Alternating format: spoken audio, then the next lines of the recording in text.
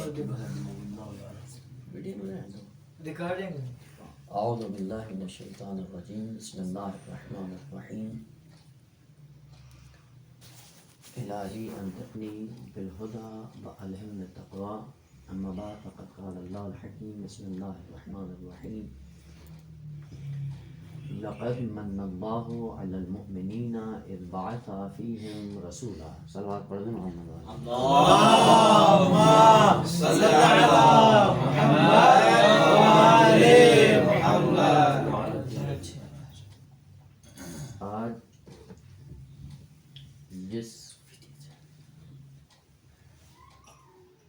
ذات کی ولادت کا دن ہے وہ محبوب کائنات ختم المرسلین اور انہی کی نسل سے سلالہ طیبین امام صادق علیہ السلام کی ولادت باسعادت کے موقع پہ پہلے تو آپ سب محبان اہل بیت کی خدمت میں ہدیہ تبریک عرض ہے، اس دعا کے ساتھ کہ خداوند عالم ہمیں ان کے حقیقی پیروکاروں میں قرار دے اور ان کی تعلیمات کو صحیح معنوں میں سمجھنے کی توفیق عطا فرمائے. فقط چند منٹ بات کو آغاز کر دیتا ہوں، اگر ہو سکے تو پائے تکمیل تک، وإلا انشاءاللہ آپ صاحبان علم ہیں، آہستہ آہستہ مطالعہ کر کے آپ خود بھی وہاں تک جا سکتے ہیں. خالق لم یزل فرما رہا ہے لقد من اللہ علی المؤمنین، خداوند عالم نے مومنین پر منت لگائی، البتہ ابھی ترجمہ وہی کر دوں، احسان کیا. اور یہ منت اور احسان کس عنوان سے تھا؟ اذ بعث فیہم رسولا، کہ ان کے اندر اپنا رسول بھیجا. اور یہ اپنا رسول بھیجنا یہ منت ہے خداوند عالم کی، اور منت بھی صرف مومنین پہ ہے. عجیب بات یہ ہے کہ جب منت کی بات آئی تو پوری بشریت کا نام نہیں ہے. جب نذیر کی بات آتی ہے نذیراً للعالمین، جب بشیر کی بات آئے وہ بھی عالمین کے لیے، لیکن جب منت کی بات آئی تو فقط مومنین کے لیے. وجہ کیا ہے؟ منت کیا ہے جس کا ترجمہ کرتے ہیں احسان. احسان تو منت نہیں کہتے، احسان اپنا کلمہ ہے اور وہ اپنا لفظ ہے. اور یہ منت جو خداوند عالم نے لگائی مومنین پر، خود اس منت کی حقیقت کیا ہے؟ تھوڑا سا لفظ کی گہرائی میں جاتے ہیں. دیکھیں خداوند عالم نے کون سی حقیقت کو بھیجا اور اس حقیقت کو کس طرح سے بنا کے مومنین کے درمیان ارسال کیا، اور پھر مومنین کو اس منت سے وابستہ رہنے کے نتیجے میں کون سے درجات کو عطا کیا. کو یہ لفظ معلوم ہو جائے کہ یہ کیا ہے، ظاہری طور پہ جو ترجمہ کیا جاتا ہے وہ یہی ہے. البتہ ہماری زبانوں میں بھی ہوتا ہے عموماً کہ فلاں نے ہم پہ منت کی، احسان کیا اور یہ ہمارا کام کر دیا. پہلی بات یہ لفظ منت اگر مادے کے اعتبار سے دیکھا جائے، لقد من اللہ، مننا مضاف کا بعد ہے، میم نون نون، جس سے اس میں مفعول بنتا ہے ممنون. ممنون منت سے ہی ہے. عربی میں اس کے دو معنی ہیں. ایک، منت کہتے ہیں جدائی کو، کاٹنے کو، الگ کرنے کو. اور اسی لیے جب اہل بہشت کی نعمتوں کا تذکرہ آتا ہے تو وہاں پہ خداوند عالم اسی کلمے کو استعمال کرتا ہے کہ یہ نعمتیں کیا ہیں؟ غیر ممنون. یہ غیر ممنون یعنی غیر مقطوع، تسلسل کے ساتھ یہ جاری ہیں. جو چیز تسلسل کے ساتھ جاری ہو وہ نعمت بہشت بنتی ہے. اور ہے بھی صحیح، اگر آپ روایات کی فضا سے آشنا ہوں تو خداوند عالم نے یہ کہا ہے کہ جیسے ہی بہشتی جس پھل سے استفادہ کرنا چاہے گا، جیسے وہ پھل توڑے گا، توڑنے کے فوراً بعد اس کی جگہ بھر جائے گی. ایسا نہیں ہوتا ہے کہ جیسے ہی وہ پھل اٹھائے اور وہ جگہ خالی، نہ ایک لمحے کے لیے بھی جگہ خالی نہیں ہوتی. اور دوسری خصوصیت اس کے اندر یہ ہے کہ پھل کو اس درخت سے جدا کرنے کے لیے بہشتی کو اٹھنے کی ضرورت نہیں ہوگی. اٹھے چلے، چلنے کے بعد جائے اور پھل کو اٹھائے اور اس سے درخت سے جدا کرے، یوں نہیں ہوگا. بلکہ کیا ہوگا، جیسے ہی ارادہ کرے گا، ارادے کے نتیجے میں فوراً پھل اٹھ کر اس کی خدمت میں آ جائے گا.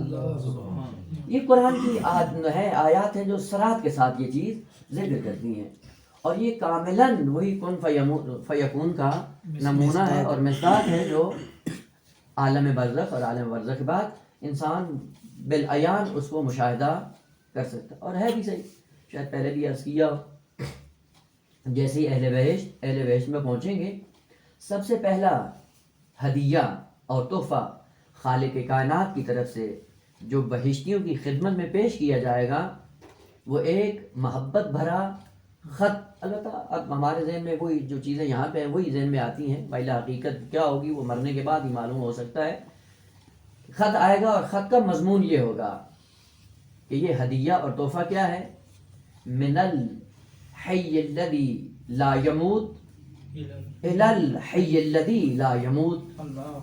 مضمون اس خط کا یہ ہوگا کہ کس ذات کی طرف سے آ رہا ہے یہ ہدیہ اور کس کے لیے آ رہا ہے. اس میں یہی کلمات ہیں کہ بہشت کے لیے جتنی بھی نعمات ہیں. البتہ سورہ مبارکہ دہر میں جس کا دوسرا نام سورہ انسان ہے، اس کے اندر ان چیزوں کو اگر آپ ملاحظہ کریں تو پتہ چل جائے گا. یفجرونہا تفجیرا، یہ خود یفجرون مضارع ہے جس کے اندر استمرار کا معنی پایا جاتا ہے، تسلسل کے ساتھ یہ کام ہوتا رہے گا. اور کیا کریں گے، یفجرون منفجر کریں گے. کس چیز کو، انہار کو، چشموں کو. یہ جتنے بھی نعمات کے خداوند عالم نے مصادیق بہشت میں رکھے ہیں ان میں رول کن کا ہوگا، انہی اہل بہشت کا ہوگا. یہ یفجرونہا تفجیرا، یہ خود ان نعمتوں کو وجود دیتے رہیں گے اور انہی نعمتوں کے سائے میں زندگی بسر کریں گے. بات سے باہر نہ نکلوں. ممنون یعنی مقطوع، جدائی، الگ کر دینا، کاٹ دینا، ایک معنی اس کا یہ ہے. دوسرا معنی کہ جو اس سے بالاتر ہے، البتہ وہی کیونکہ طلبی اصطلاح ہے، مشترک لفظی ہے. دوسرا معنی یہ ہے کہ منت اس عظیم مخلوق کو کہا جاتا ہے جس کے اندر دو رکن اپنی عظمت کے ساتھ پائے جاتے ہوں. اگر وہ دو رکن نہ ہوں اس مخلوق کو منت نہیں کہا جائے گا. پہلا رکن کہتے ہیں کہ ایسی مصنوع خدا کی، ایسا شاہکار خدا کا جس کے اندر پہلا رکن خیر ہو اور دوسرا رکن جمال ہو. اگر یہ دو رکن ایک ذات کے اندر آ جائیں اور وہ ذات مصنوع پروردگار ہو، اس مصنوع میں ان دو ارکان کے ہوتے ہوئے وہ ذات جہاں پہ بھی ہوگی وہ پوری کی پوری ذات منت ہوگی. وہ ذات پہلے مرحلے میں مصنوع خداوند ہو، مخلوق خداوند، اور مخلوق کے ہوتے ہوئے اس کے اندر دو رکن ہو. پہلا رکن خیر اور دوسرا رکن جمال. ابھی یہ دو رکن کھولنے پتہ چل جائے گا کہ پیغمبر کی جو ذات کو خداوند عالم نے منت کے طور پہ بشریت کے اندر بھیجا یہ کیسی مخلوق تھی. خیر کیا ہے، یہ کلمات آپ سنتے رہتے ہیں، میں نے شاید کہیں اشارہ کیا ہو. قرآن نے 4 کلمات کو استعمال کیا ہے: حسن عمل، صالح عمل، بر عمل اور خیر عمل. یہ 4 الفاظ قرآن نے انتخاب کیے ہیں. مثلا انسانوں سے کہا کہ تم ایمان لے کے آؤ، ایمان کے ساتھ عمل صالح انجام دو، یا ایمان کے سائے میں عمل بر انجام دو، یا ایمان کے سائے میں عمل حسن انجام دو، یا ایمان کے ساتھ عمل خیر انجام دو. یہ 4 کلمات ہیں. ان 4 کلمات کا جب اردو میں آتے ہیں تو ترجمہ ہم ایک ہی کر دیتے ہیں. وہ کیا ہے؟ نیک عمل. بر بھی نیک، وہ سارے نیک. لیکن نہ، ہر کلمے کے پیچھے ایک خاص حقیقت ہے جس کو مد نظر رکھتے ہوئے خداوند عالم نے کہا کہ اس حقیقت کی طرف پہنچانے کے لیے خداوند عالم نے خاص کلمات کا انتخاب کیا. خیر کس کو کہتے ہیں؟ جس کے مقابلے میں کلمہ کیا ہے؟ شر. یعنی تعرف الاشیاء باضدادھا. وہ شر سے اگر شر کی پہچان ہو جائے تو اس کے مقابلے میں لفظ خیر کا پتہ چل جاتا ہے. خیر عمل کون سی چیز ہوتی ہے؟ ہر عمل عمل خیر نہیں ہوتا. وہ کون سی خصوصیات ہیں کہ جس کی وجہ سے یہ عمل خیر بنتا ہے، اور خیر بننے کے بعد وہ جس موجود کے اندر آ جائے اس موجود کو قابل منت بنا دیتی ہے یہ چیز.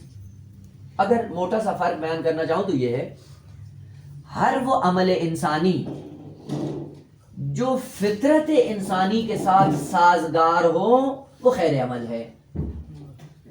بس نیک عمل ضروری نہیں ہے، ممکن ہے ظاہری طور پہ وہ نیک عمل ہو، لیکن چونکہ فطرت کے ساتھ سازگار نہ ہو اس کو خیر عمل نہیں کہا جائے گا. بس خیر عمل کا پہلا رکن فطرت انسانی کے ساتھ سازگار ہو. مثلا میں یہی مثال عرض کر دوں، ہم نماز پڑھتے ہیں، نماز پڑھتے ہوئے یہ کیا ہے؟ جب لوگ اس کو دیکھتے ہیں کہ یہ نماز پڑھ رہا ہے اور یہ نمازی ہے تو لوگ کیا کہتے ہیں؟ اچھے کام میں مصروف ہے نا. لیکن خود نمازی جو نماز پڑھ رہا ہے اس کے لیے یہی نماز خیر عمل ہے یا نہیں ہے؟ اب یہاں پہ دیکھنا ہوگا کہ اگر یہی نماز فطرت انسانی کے مطابق ہے تو یہ خیر عمل ہے، اور اگر فطرت انسانی کے مطابق نہیں ہے تو خیر عمل. اگرچہ لوگوں کو ہم اس سے دھوکہ دے سکتے ہیں، لوگ ہمارے اس عمل کے جھانسے میں آ سکتے ہیں، لیکن ہماری فطرت کے لیے یہ خیر عمل ہے یا نہیں ہے وہ بعد میں دیکھا جائے گا. مثلا پھر مثال کا سہارا لوں، آپ ایک پودا لگاتے ہیں، پودا لگانے کے بعد اس پودے کو پانی کی ضرورت ہے. جب پانی دیں گے تو یہ کیا کرے گا؟ پروان چڑھے گا، رشد کرے گا، نمو کرے گا. لیکن اگر آپ نے گرم پانی ڈال دیا تو کیا ہوگا؟ جل جائے گا، جڑیں جل جائیں گی، سوکھ جائے گا. آپ نے پانی ہی ڈالا ہے لیکن اس کی ایک صفت بدلی، اور وہ صفت کیا تھی؟ مثلا ٹھنڈے سے گوارا سے گرم ہو گیا. گرم پانی آپ نے ڈال پانی ہی رہے ہیں، دیکھنے والے کو بھی یہ نظر آ رہا ہے کہ پانی دے رہا ہے یہ مالی، لیکن چونکہ پانی گرم ہے اس کی جڑوں کو جلا دیتا ہے. جلانے کے نتیجے میں یہ پودا اپنی نشو و نما کو روک لیتا ہے اور پروان نہیں چڑھتا ہے. بس یہ پانی اس درخت کے لیے خیر عمل نہیں ہے. کیوں؟ چونکہ اس کی رشد کو اس نے روک لیا ہے. وہ نماز انسان کی فطرت کے لیے خیر عمل ہے جس نماز کے ذریعے ہماری فطرت پروان چڑھے. اور اگر اس عمل کے ذریعے ہماری فطرت رک رہی ہے یا دن بدن انحطاط کا شکار ہو رہی ہے، یہ نماز اس انسان کے لیے خیر عمل نہیں ہے. پس نماز اس وقت اس موجود کے لیے خیر عمل بنے گی جب فطرت کے مطابق ہو اور فطرت انسان کی دن بدن مرحلہ تکامل کی طرف گامزن ہو. اب اس تناظر میں دیکھیں، روزہ انسان کے لیے خیر عمل ہے یا نہیں؟ نماز خیر عمل ہے یا نہیں؟ زکوٰۃ دینا خیر عمل ہے یا نہیں؟ صدقہ دینا خیر عمل ہے یا نہیں؟ یا بعبارت دیگر ہمارا طلب علم اور تحصیل علم کرنا خیر عمل ہے یا نہیں؟ بس خیر عمل کی خصوصیت یہ ہے کہ جس ذات کے اندر یہ خیر عمل آئے اس ذات کے اندر رشد اور نمو اور ارتقاء کا سبب بنتی ہے. لہذا ہر عمل عمل خیر نہیں ہوتا. صدقہ دیتے ہیں، لوگوں کو جھانسا دیتے ہیں، لوگ یہ کہتے ہیں یہ بڑا سخی ہے، صدقہ دے رہا ہے، لوگوں کو جھانسا دیا جا سکتا ہے، لیکن میں خود یہ جو صدقہ دے رہا ہوں میری نیت پہ ڈیپینڈ کرتا ہے کہ یہ صدقہ دینا میرے لیے خیر عمل ہے یا نہیں ہے. مال دیا کس لیے؟ کہ لوگ کہ واہ واہ کتنا سخی تھا جی. دیا پیسہ ٹکا اس لیے کہ لوگ تعریف کریں. بعض ہوتے ہیں اپنی تعریف کو لوگوں کی زبانوں پہ سننا چاہتے ہیں، اچھا لگتا ہے ان کو، اس اچھی صفت کو سننے کے لیے اپنے مال کی بوریاں کھول دیتے ہیں. وہ یہ کھولنے کے بعد کیا ہے؟ وہ لوگوں کی زبان پہ آ جاتا ہے، لیکن فطرت کہاں جا رہی ہے؟ دن بدن پستی کی طرف جا رہی ہے. بس یہ خیر عمل نہیں ہے، اور جب تک خیر عمل نہیں ہوگا یہ وجود قابل منت نہیں ہوگا، اور جب تک وجود قابل منت نہ ہو اس کو معاشرے کے اندر نہیں بھیجا جاتا. بس پہلی خصوصیت منت کے اندر کہ ہر وہ عمل جس ذات کے لیے وہ عمل پایا جا رہا ہے اس کے لیے خیر ہو. اب وہ جس مخلوق کے اندر بھی آ جائے، وہ ہم اس اعتبار سے خداوند عالم کی مخلوق بعنوان منت ہے یا نہیں ہے، یہ خود اپنا ہم محاسبہ کر سکتے ہیں. بس پہلا رکن خیر، اور اس کا معنی فقط نیکی نہیں ہے، اچھائی نہیں ہے. خیر آپ کو پتہ ہے اس میں تفصیل ہے، حمزہ اس کا گر گیا ہے، اصل میں لفظ کیا تھا؟ اخیر تھا، وہ اخیر سے خیر بن گیا. اور عجیب کلمہ ہے یہ اخیر، کبھی کبھی صفت مشبہ کے معنی میں استعمال ہوتا ہے اور اکثر یہ اس میں تفضیل کا معنی دیتا ہے. وہ یہ خیر عمل صفت مشبہ کے طور پہ ہونا چاہیے یا اس میں تفضیل کی صورت میں ہونا چاہیے؟ مثلا میں نے نماز پڑھی، نماز پڑھنے کے بعد اگر یہ نماز میری فطرت کو پرمان چڑھا رہی ہے، فطرت کے لیے ارتقاء کا سبب بن رہی ہے، تو یہ خیر عمل بن جائے گا. لیکن یہ خیر عمل صفت مشبہ کے طور پہ ہے یا اس میں تفضیل کے طور پہ ہے؟ اور یہی وہ نقطہ ہے جس کو خداوند عالم نے اسی ایک کلمے کے اندر سما دیا ہے کہ اگر انسان کوتاہ فکر ہو، کم ہمت ہو، اس کے لیے خیر صفت مشبہ بن کر ظاہر ہوتی ہے. لیکن اگر انسان کمالات کا طالب ہو تو اس کے لیے یہ خیر اس سے تفضیل بن کر ظاہر ہوتی ہے. یا جب دوسروں کے اعمال خیر کو دیکھتا ہے تو اسی اعمال خیر میں ان کے ساتھ مقابلہ لگا کر ان سے آگے نکل جاتا ہے. جب ان سے آگے نکلتا ہے یہ عمل خیر کیا بن جاتا ہے؟ اس میں تفضیل بن جاتا ہے. لہذا ایک ہی کلمہ کا اگر کم ہمت ہے، بعض ہوتے ہیں نا، مثلا فرض کریں کہا جاتا ہے بھائی تم فاستبقوا الخیرات، خیرات میں سبقت حاصل کرو. وہ خیرات میں سبقت کیا ہوتی ہے؟ جی ہم بہشت میں پہنچ جائیں، کافی آگے جانے کی ضرورت نہیں ہے، یہ صفت مشبہ ہے خیر. لیکن ایک مرتبہ یہ ہوتا ہے کہ نا مجھے جنت نہیں چاہیے، جنت کی نعمات نہیں چاہیے، مجھے ان افراد کے کمالات سے بھی آگے بڑھنا ہے جو بہشت سے آگے نکل چکے ہیں. اس صورت میں یہ لفظ خیر کیا بنے گا؟ اس میں تفضیل بن جائے گا. بس ایک ہی کلمہ ہے جس کے اندر دونوں استعمال ہے اور دونوں آپ کی ہمت پہ ڈیپینڈ کرتے ہیں کہ آپ اپنی ذات کو خیر صفت مشبہ کے طور پہ اخذ کریں یا خیر کو اس میں تفضیل بنا کر دوسروں کی خیرات کو دیکھ کر اپنے آپ کو ان سے آگے بڑھانے کی کوشش کریں. تو یہ لفظ خیر آپ کے وجود کو قابل منت بنا دے گا. پہلا رخ. دوسرا رخ جمال. ہر وہ مصنوع، ہر وہ مخلوق جو خیر عمل کے ساتھ ساتھ جمال سے مالا مال ہو، وہ وجود قابل منت بن جاتا ہے. اور قابل منت بننے کے بعد اس کو نعمت عظمیٰ کے طور پہ معاشرے میں ارسال کر دیا جاتا ہے، بھیج دیا جاتا ہے. جمال کیا ہے؟ روایت میں اللہ جمیل ویحب الجمال، خود بھی جمیل ہے اور جمال کو پسند کرتا ہے. اور ہم نے جمال کو کیا کہا؟ معنی کیا کیا جمال کا؟ خوبصورتی، زیبائی نا. اور اسی جمال سے جمل بھی نکلا ہے. جمل کا معنی کیا ہے؟ اجمل اسی مادے سے. اب باتوں میں اجمل ہوتا ہے نام لیکن حمزہ زائد ہوتا ہے. صلوات پڑھنے محمد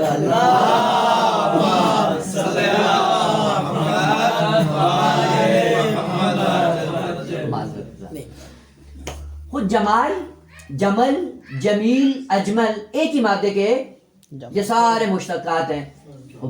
پھر جمل کو بھی کو خوبصورتی، اجمل کو بھی گئے خوبصورتی، لیکن خوبصورتی جمل کو خوبصورتی نہیں کہتے. بس اس کا مطلب جمال کا معنی یہ نہیں ہے، خوبصورتی اور زیبائی نہیں ہے.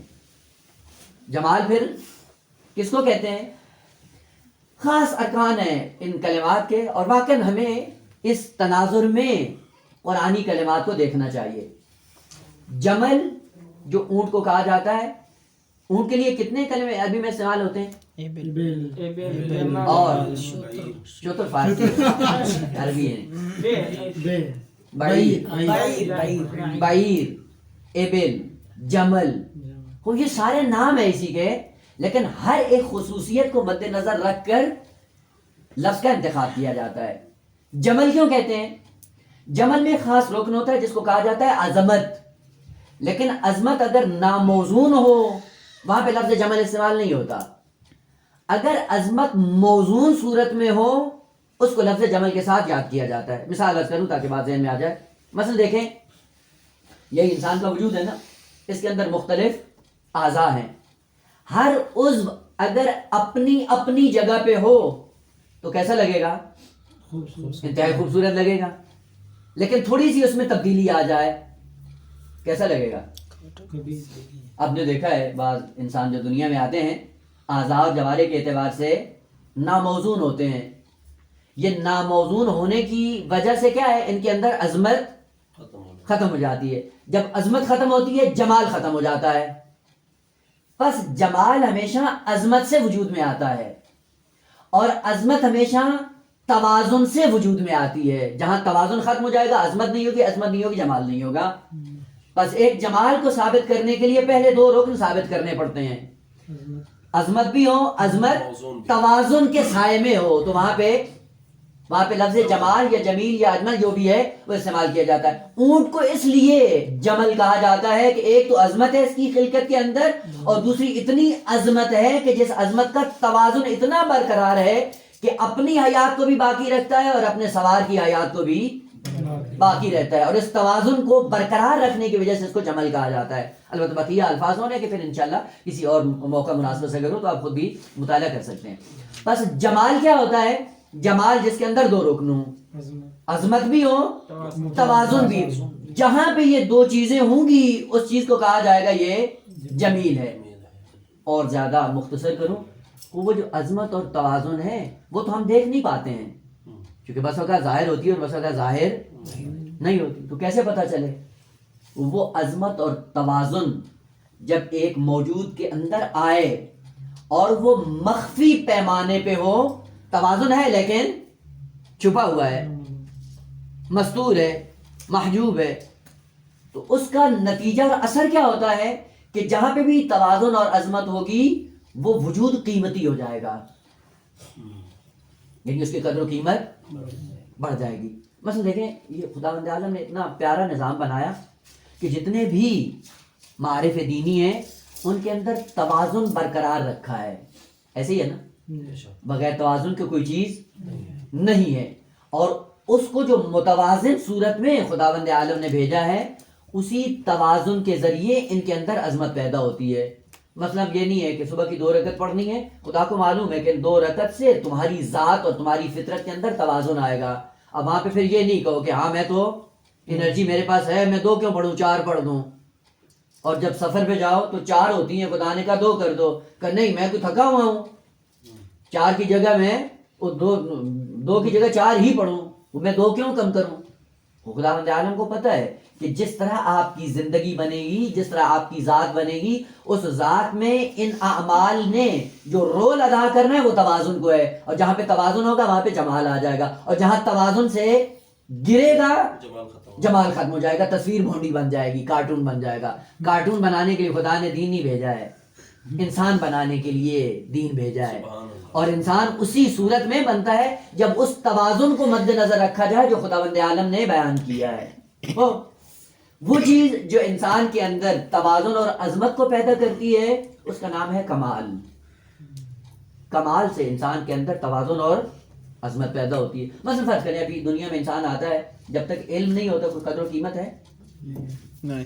اور جس دن علم کی دنیا سے اپنے آپ کو سنوارتا ہے تو پھر کیا ہوتا ہے؟ آہستہ آہستہ عظمت بڑھتی ہے اس کی. ہے یا نہیں ہے؟ اب جو بھی آپ علم حاصل کر لیں یا جو بھی آپ علم حاصل کرنا چاہیں یا پڑھ رہے ہوں، جو بھی ہو، بالآخر علم سے انسان کی قدر و قیمت اور وہ علم کا متعلق جو بھی ہو. لیکن یہ بھی چونکہ طلاب کی بات تو گھر کی ہے نا، اپنی ہے، بھوک تو نہیں لگی نا، بٹھا دیا تو پھر اب تھوڑا سا تامل بھی کریں. بسم اللہ. نعرہ حیدری. دیکھیں یہ جملہ ذہن میں رکھیے گا کہ علم انسان کی عظمت میں اضافہ نہیں کرتا. علم انسان کی عظمت میں اضافہ کون سی چیز ہے جو انسان کی عظمت میں اضافے کا باعث بنتی ہے؟ اس علم کا جو معلوم ہے وہ انسان کی عظمت میں اضافہ کرتا ہے. جس کے بارے میں آپ کو علم ہوگا وہ کیا بن جائے گا؟ آپ کا معلوم. اور آپ کو اس کے بارے میں علم ہوگا. یہ علم عظیم نہیں ہوتا، علم میں عظمت آتی ہے معلوم سے. اگر معلوم عظیم ہو علم بھی عظیم ہو جاتا ہے، اور اگر معلوم انحطاط کا شکار ہو علم بھی انسان کو انحطاط کا راہی بنا دیتا ہے. اسی لیے کہا جاتا ہے کہ شریف ترین علم کون سا ہے؟ جو مبدا و معاد کے بارے میں ہو، جو خداوند عالم کے بارے میں ہو. کیوں؟ کیونکہ خدا عظمت کا حامل ہے، تو جو علم اس سے وابستہ ہو جائے گا وہ بھی انسان کی عظمت کا باعث بن جائے گا. بس علم میں عظمت نہیں ہے، علم کی قدر و قیمت معلوم سے پتہ چلتی ہے. معلوم جتنا عظیم ہوگا، مثلا ہے آج کل آپ جا کر دیکھیں علم کی دنیا میں کیا کرتے ہیں لوگ، یہ کائنات شناسی میں پڑھ جاتے ہیں اور جانوروں کی خلقت کے اندر جا کے اپنی ریسرچ کرتے ہیں، تحقیقات کرتے ہیں، زندگی ضائع ہو جاتی ہے. وہ کس میں کام کیا؟ مثلا مینڈک میں، چھپکلی میں، ان وجودات کی کیا خصوصیات ہے، کرتے کرتے کرتے کیا ہوا؟ وہ معلومات تو بہت زیادہ لے لی. احترام سے دیکھا جاتا ہے. کیوں؟ وہ جتنا معلوم تھا اسی معلوم نے اتنی ہی علم کے اندر عظمت پیدا کی، اور اس علم سے انسان کی اپنی قدر و قیمت جیسے کہ اب بڑھے گی یا کم ہوگی یہ نہیں معلوم ہے. اس لیے دو علم تقسیم کیے جاتے ہیں، یا علم دنیاوی ہے یا علم دینی ہے. اور عجیب بات یہ ہے کہ جب انسان کی کھوپڑی الٹی ہو جائے تو دینی علم کو مذموم سمجھتا ہے اور دنیاوی علم کو عظیم سمجھ. ڈاکٹر بن جائے احترام کرتا ہے معاشرہ، لیکن عالم دین بن جائے اچھی نگاہوں سے نہیں دیکھتے ہیں. کیوں؟ اس کا مطلب یہ نہیں ہے کہ معلوم کی عظمت کم ہو گئی ہے، اس سے پتہ چلتا ہے کہ لوگوں کی پستی کی علامت یہ ہے. جو دنیا زدہ ہوگا وہ علم دنیا کو محترم سمجھے گا، اور وہ جو خدا کی نگاہ اور خدا کی عظمت کو اپنی نگاہ میں رکھ کے دیکھتا ہے وہ علم دین کی عظمت کو دیکھتے ہوئے طالب علموں کا احترام کرتا ہے. بس علم معلوم سے اپنی قدر و قیمت بڑھاتا ہے، جیسا معلوم ہوگا ویسے علم ہوگا. ساتھ میں ایک اور الجھن بھی ختم کرتا چلوں، ہم نے علم دین اور علم دنیا کا معیار کیا بنایا ہوا ہے؟ دینی علم کون سا ہے، دنیاوی علم کون سا ہے؟ مدرسہ علم، مدرسہ علم ہے، سکول دعا جڑا وہ جو سکول پڑھتے ہیں وہ کیا ہے؟ سائنس، میتھ، وہ دنیاوی. دیکھیں جب انسان کی کھوپڑی بدلتی ہے، معیار بدلتے ہیں، پھر دین بھی چینج ہو جاتا ہے اور دین کی تعلیمات بھی پھر ساری کی ساری الٹی ہو جاتی ہیں. دیکھیں معیار جو ابھی پتہ چل گیا کہ معاشرے میں بھی یہی ہوتا ہے، آپ لوگوں کے ذہن میں بھی یہی، آپ معاشرے میں جا کے پوچھیں گے وہ بھی یہی کہ دینی کون ہے، دینی کون سا علم ہے؟ وہ جو آپ مشہد میں پڑھتے ہیں جی، قم میں پڑھتے ہیں، نجف میں پڑھتے ہیں، یہ دینی علم ہے. اور اگر کالج میں چلے جائیں، یونیورسٹی میں چلے جائیں یا اسکولوں میں چلے جائیں، یہ کیا ہے جی؟ دنیاوی. لہٰذا پوچھتے ہیں بھی دنیاوی علم کی صنعت کون سی آپ کے پاس؟ میٹرک ہے، ایف اے ہے، کون سی بلا ہے جو لی ہے؟ دیکھیں دینی اور دنیاوی علم کا معیار اور دونوں میں فرق یہ ہے، ہر وہ علم جس کو حاصل کرنے کے بعد دین کو فائدہ پہنچے وہ علم دین ہے، اور ہر وہ علم جس کو حاصل کرنے سے انسان کی دنیا آباد ہوتی ہو وہ دنیاوی علم ہے. پس معیار وہ ہے کہ علم دین وہ ہے جس سے دین پروان چڑھے، اور دنیاوی علم وہ ہے جس سے انسان کی دنیا پروان چڑھے. اب ہو سکتا ہے ایک آدمی معاشرے میں جائے انجینئر بن کر، ڈاکٹر بن کر، ذہن میں یہ ہے کہ میں معاشرہ انسانی کی خدمت کرتے ہوئے ایسے افراد کی تربیت کروں کہ جو اس لائق ہو جائیں جب مہدی آخر الزمان آئے اس کے سرباز بن سکیں. یہی علم کیا ہو جائے گا؟ یہی علم دینی ہے. اور ایک وہ ہے جو آتا ہے حوضے کے اندر اور اصطلاحات بٹورتا ہے، کیسٹیں رٹتا ہے، تقریریں بناتا ہے، اور تقریریں بنانے کے بعد معاشرے میں جاتا ہے اور پیسہ بٹورنے کے بعد اپنے پیٹ کی خدمت رکھ کے اپنا گھر بناتا ہے، گاڑی لیتا ہے اور اپنی نسل کو پروان چڑھاتا ہے دین کا سہارا لے کر. یہ کون سا علم ہے؟ یہ دنیاوی علم ہے. بس دینی اور دنیاوی علم کا معیار یہ ہے کہ ہر وہ علم جس سے دین پروان چڑھے وہ اگرچہ دنیا کی نگاہ میں وہ دنیاوی علم ہو لیکن وہ دینی. مگر امام زمان جب ظہور کریں گے ہر فیلڈ میں ان کو افراد چاہیے یا نہیں چاہیے؟ بالکل چاہیے. وہ ہر فیلڈ میں جا کر بشریت کی تربیت کرو. ان کو ڈاکٹروں کی بھی ضرورت ہے، ان کو انجینئر کی بھی ضرورت ہے، ان کو سائنسدانوں کی بھی ضرورت ہے، ان کو میڈیکل کے شعبے میں بھی چاہیے، سیاست کے شعبے میں بھی چاہیے، اسلحہ چلانے والے بھی چاہیے. ہر فیلڈ میں اگر آپ کی نیت یہ ہے کہ مجھے مہدی آخر الزمان کا سرباز بننا ہے اور دین کو پروان چڑھانا ہے، یہ سارے کا سارا دینی علم ہے. آگا اگرچہ وہ ریاضی پڑھ رہے ہوں، اگرچہ وہ سائنس پڑھ رہے ہوں، اگر وہ بیالوجی ہے، فزیکل ہے، جو بھی ہے، لیکن نیت یہ ہے کہ میں اس سے دین کی خدمت کروں گا. بس معیار دینی اور دنیاوی علم کا یا دنیا کو آباد کرنا ہے یا دین کو آباد کرنا ہے، اور جو علم جس کی خدمت میں لگا ہوا ہے اسی اعتبار سے اس کی عظمت بھی بن جائے گی. بات زیادہ دور نہ ہوں. علم انسان کے اندر کیا پیدا کر دیتا ہے؟ کمال. عرض کیا کہ علم کمال پیدا نہیں کرتا, وہ معلوم ہے جو انسان کے اندر کمال پیدا کرتا ہے. وہ علم آ گیا, انسان نقص کمال کی طرف اس نے صبر کیا, کامل بن گیا. کامل ہونے کا مطلب کیا ہے؟ یعنی اب اس کے احترام میں, اس کی عظمت میں, اس کی عزت میں اضافہ ہو گیا. ہوتا ہے یا نہیں ہوتا؟ خوب. آپ جہاں پہ بیٹھے ہوئے ہیں, کسی کو کیا معلوم کہ آپ کتنے علم کے مالک ہیں؟ علم سے آپ کی ذات میں اضافہ ہوا ہے, عظمت بڑھی ہے, احترام بڑھا ہے, لیکن دوسروں کو کیا معلوم؟ بس وہ عظمت یا وہ احترام یا وہ کمال جو انسان میں ارتقاء کا سبب بنتا ہے, وہ ہمیشہ چھپا رہتا ہے. جب تک چھپا رہے اسے کمال کہا جاتا ہے. آیا ہے انسان کی زندگی میں, احترام بھی بنا, عظمت بھی آئی, سب کچھ ہوا ہے, لیکن دوسروں پہ آیا نہیں ہے. تو یہ کیا کہلائے گا انسان کے لیے؟ کمال. اصل کمال کی خصوصیت یہ جو مخفی ہوتا ہے, پنہان ہوتا ہے. جب تک وہ مخفی اور پنہان ہے وہ آپ کا کمال محسوب ہوتا ہے. اور جس دن وہ کمال دوسروں پہ عیاں ہو جائے وہی کمال جمال بن جاتا ہے. وہی عظمت جو چھپی ہوئی تھی وہ جب عیاں ہو جاتی ہے وہ کمال سے جمال میں تبدیل ہو جاتی ہے. اب حدیث کا معنی سمجھ میں آتا ہے. کنت کنزا مخفیا فاحببت ان اعرف فخلقت خلقا لکی اعرف. میں کمال ہی کمال تھا. کمالات کی دنیا میں کیا تھا؟ لیکن وہ کمال اور عظمت چھپی ہوئی تھی, کسی پہ عیاں نہیں تھی. پھر میں نے کیا کیا؟ اپنے کمال کو ظاہر کرنے کے لیے ایک مخلوق کو خلق کیا.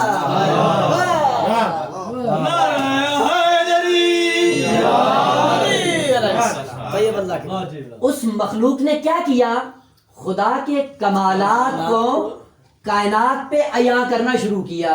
اور جیسے جیسے خدا کے کمالات ظاہر کرتے گئے خدا کا جمال ظاہر ہوتا گیا. اسی لیے خدا نے کہا اللہ جمیل ویحب الجمال. اگر کمال ہے تمہارے اندر تو اس کمال کو جمال میں بدلو, چونکہ میں نے بھی یہ کام کیا ہے. اگر علم آ جائے غرور کا سبب نہ بنے, اس علم کا اظہار کرو تاکہ تمہارا کمال جمال میں بدلے اور جمال کے سائے میں بشریت راہ ہدایت پہ گامزن ہو جائے. لہذا خداوند عالم نے کہا میرا کمال ہی کمال کا سلسلہ تھا, اور اگر یہ چھپا ہی رہتا تو میں کسی پہ عیاں نہ ہوتا. لہذا میں نے کیا کیا؟ اپنے محبوب کو خلق کیا اور اس کے وجود کو میں نے بامنت بنایا, اور بامنت بنانے کے بعد میں نے مومنین پہ یہ احسان کیا, ان کی طرف روانہ کر دیا. کیا کیا اس موجود نے؟ خدا کے سارے کمالات کو لے لیا. لینے کے بعد وجود خیر بن گیا, توازن آ گیا. اور توازن کا معنی کیا ہے؟ کسی چیز کی کوئی کمی باقی نہیں.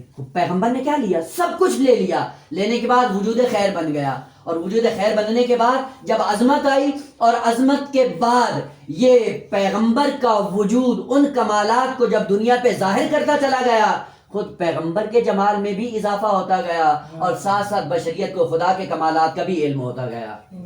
یہ دو عنصر جب پیغمبر کے وجود میں مرحلہ کمال کو پہنچے, پورے کا پورا وجود ان کا ممنون بن گیا, وجود منت بن گیا. پس وجود ممنون یا وجود منت کیا ہوتا ہے؟ کہ جس کے اندر خیر ہی خیر ہو اور جمال ہی جمال ہو. جب دونوں چیزیں اس کے اندر آ جائیں اس کو عربی میں منت کہا جاتا ہے. اور اس وجود ممنون کو خداوند عالم فرما رہا ہے لقد من اللہ علی المؤمنین. اس وجود ممنون کو میں نے مومنین میں بھیج کر مومنین پہ بہت بڑا احسان کیا ہے.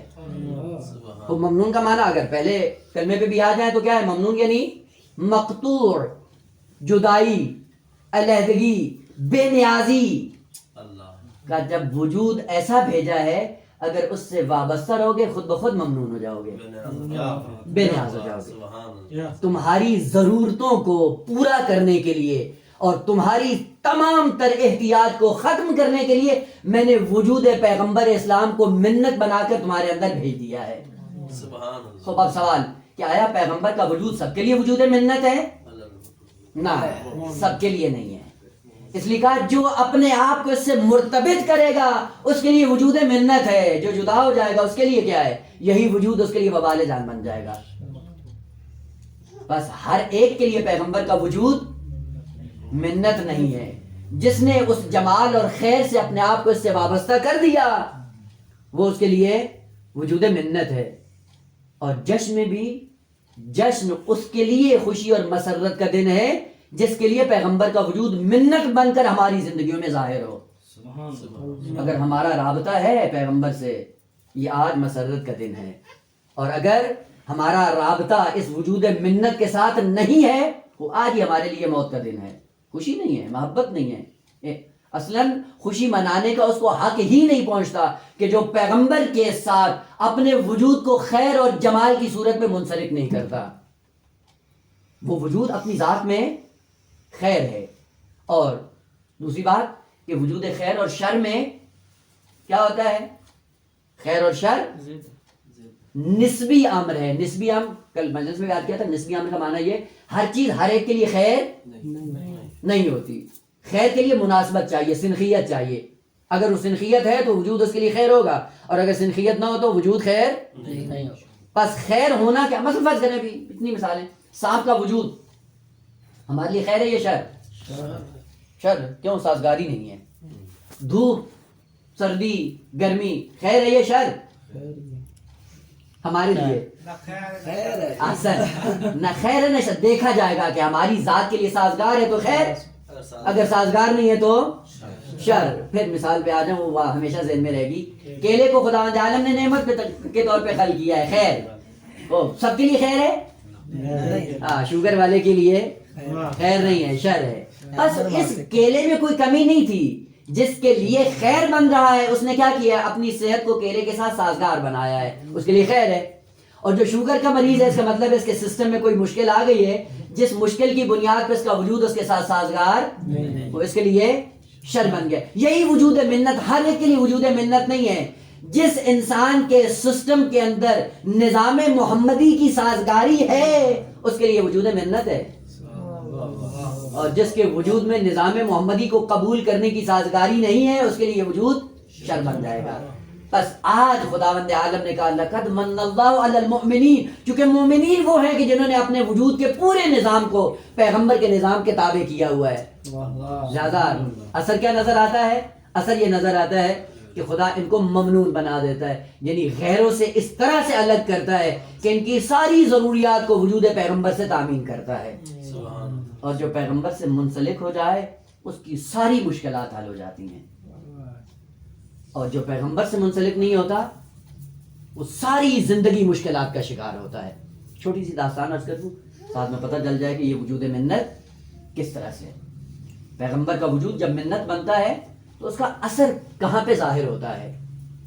بعض سے لوگ آتے تھے پیغمبر کی بز میں, سائل بن کر آتے تھے, اور جب کسی سے کوئی مانگتے تھے تو پیغمبر دے دیا کرتے. ایک شخص تھا مدینے کی سرزمین میں, غریب تھا, اور کھانے پینے کا بھی کچھ بھی نہیں تھا, تو کہا کہ پیغمبر رحمت للعالمین ہے اور جاؤں اور پیغمبر سے جا کے کچھ سوال کرتا ہوں, کچھ پیسے اگر دیے تو اس سے کاروبار کروں گا اور اپنا پیٹ پوجا کروں گا اور سارا اپنا نظام زندگی چلاؤں گا. آیا پیغمبر کی بز میں. بعض ہوتے ہیں منات تب, یعنی ان کی منات تب اور خودداری اتنی ہوتی ہے کہ کبھی کبھی سوال وہ جو لے کے آتے ہیں وہ بھی زبان پہ نہیں آتا ہے. ہوتا ہے, آپ نے دیکھا ہوگا اپنے اطراف میں بھی ایسے افراد ہیں جو کہیں نہیں جاتے ہیں, منات تب کی خودداری کی بنیاد پہ نہیں کرتے ہیں.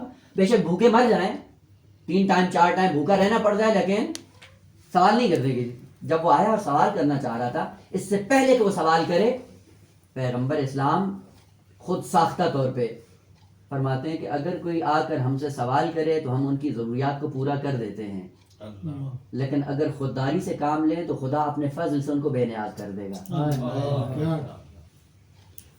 یہ جملہ سنا اور اس نے سوال نہیں کیا, چلا گیا. لیکن ادھر بھوک اتنی تھی, تھا کچھ نہیں.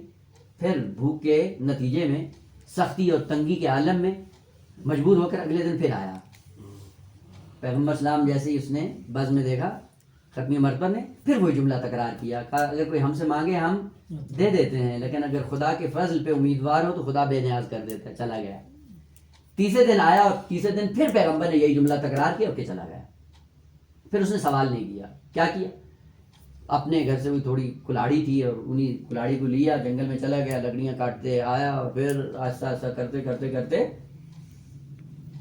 وہ اچھا خاصا مالدار ہو. اگلے سال زکوٰۃ لے کے پیغمبر کی خدمت میں آیا. اتنا مالدار تھا کہ مال میں زکوٰۃ واجب تھی، اور زکوٰۃ واجب اٹھا کر بڑی کثیر تعداد میں جانوروں کو پیغمبر کی خدمت میں لے کے آیا. پیغمبر نے جب مال دیکھا مسکرائے. مسکرانے کے بعد کہتے ہیں کہ اس دن جب تو آیا تھا تو سوال کرنا چاہتا، اگر میں دے دیتا تو ہمیشہ کے لیے گدھا بن جاتا. اور ہم نہیں چاہتے ہیں کہ ہمارے ماننے والے گدھا اور فقیر بن کر سائل بنتے رہیں، ہر ایک کے سامنے ہاتھ پھیلاتے رہیں.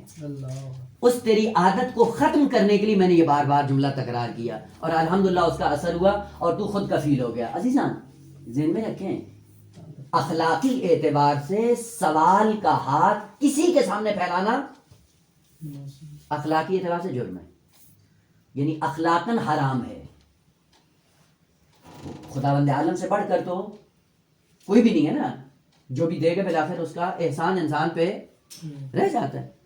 وہ کیوں اس کی بارگاہ میں انسان ہاتھ نہ پھیلائے کہ اگر وہ دے دے تو اس کا تفضل ہے، اگر وہ نہ دے تو اس میں حکمت ہے. لیکن اگر انسانوں کے پاس سے جائیں گے، اگر دے دیا تو اس کے احسان میں دب جائیں گے، نہیں دیے تو ذلت اور رسوائی ہے. انسان کی آبرو ریزی ہوتی ہے، شرمندگی ہوتی ہے نہیں ہوتی. جو پیغمبر سے اس طرح سے وابستہ ہوں وہ اس طرح سے بے نیاز کرنا شروع کر دیتے ہیں. اس طرح سے وجود کو منت بنانا ہے. وجود منت بن گیا. لقد من اللہ علی المؤمنین، مومنین پر خدا نے یہ احسان کیا. اب وہی کریں، احسان یعنی ایسا وجود ممنون دیا ان مومنین کو، اور مومنین نے اپنے آپ کو ان سے منسلک کر دیا. آخری بات اور آپ کی زحمت تمام، یہ وجود ممنون آج کے دو رکن ہوتے ہیں، خیر اور جمال. جس میں خیر بھی ہو اور جمال بھی، وجود ممنون بنتا ہے. وجود ممنون اگر اسی خیر اور جمال کو خلاصہ کرنا چاہیں تو وہ کس چیز میں جا کر منال ہو جاتا ہے یا جمع ہو جاتا ہے؟ اگر خیر اور جمال کو ایک چیز میں جمع کر دیں اور اس کا نام ہے رحمت. رحمت اگر کہیں پہ ہے تو رحمت کے ذیل میں یہ دونوں رکن موجود ہیں. اور خداوند عالم نے اس وجود کو پہلے کیا بنایا؟ رحمت للعالمین بنایا. اور رحمت العالمین کو جب تفصیل کی دنیا میں کھولنا چاہا تو اس کے ارکان کو الگ الگ بیان کر دیا. وجود رحمت میں خیر بھی ہے، جمال بھی ہے، اور جب خیر اور جمال دونوں اکٹھے ہوتے ہیں تو اس سے وجود ممنون بنتا ہے. وجود ممنون بن کر مومنین کے لیے عظیم نعمت بن جاتی ہے. اس وجود ممنون اور وجود با جمال کو اٹھا کر خداوند عالم نے مومنین کی خدمت میں پیش کر دیا. خود رحمت کیا ہے؟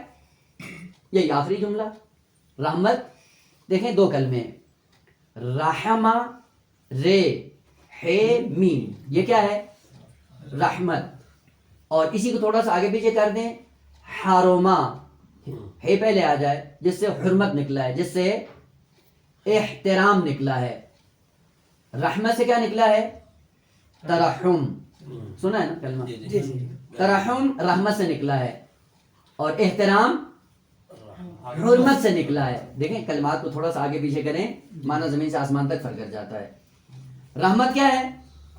اس سے ترحم نکلا ہے. کبھی کیا ترحم ہوا ہوگا زندگی میں؟ ہوا ہوگا، ایسا نہیں ہے کہ نہ ہو. بعض فقیر کی حالت کو دیکھ کے لوگ رحم آ جاتا ہے، ترحم آ جاتا ہے. اور ترحم کا نتیجہ کیا ہوتا ہے؟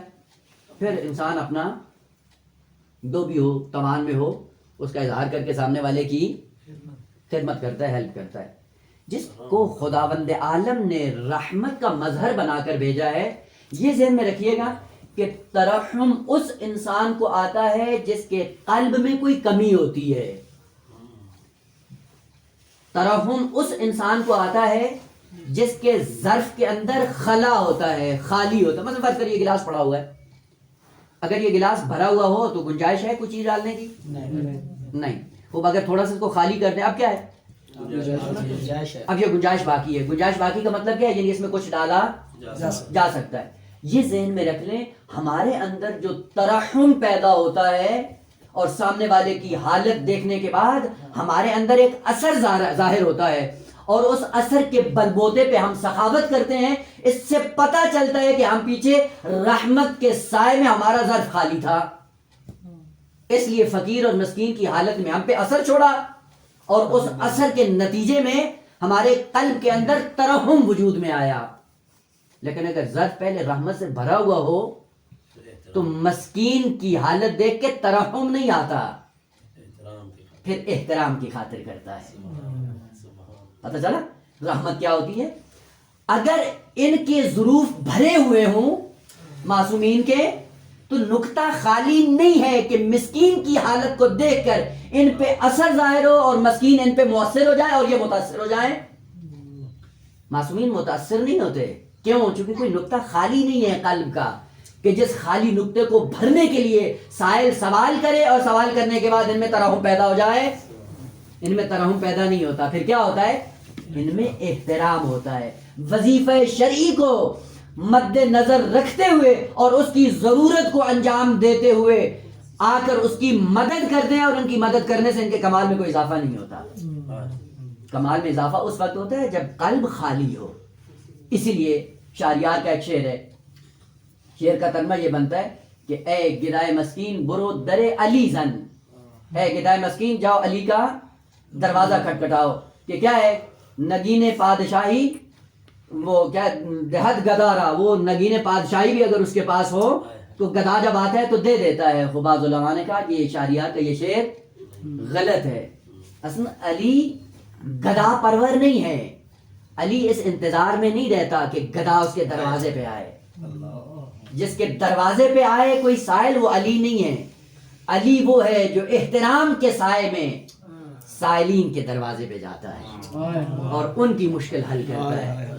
اس احترام کو مد نظر رکھتے ہوئے جو آدمی بشریت کے اندر اپنے فیض کو عام کرتا ہے وہ رحمت للعالمین کا مظہر ہوتا ہے۔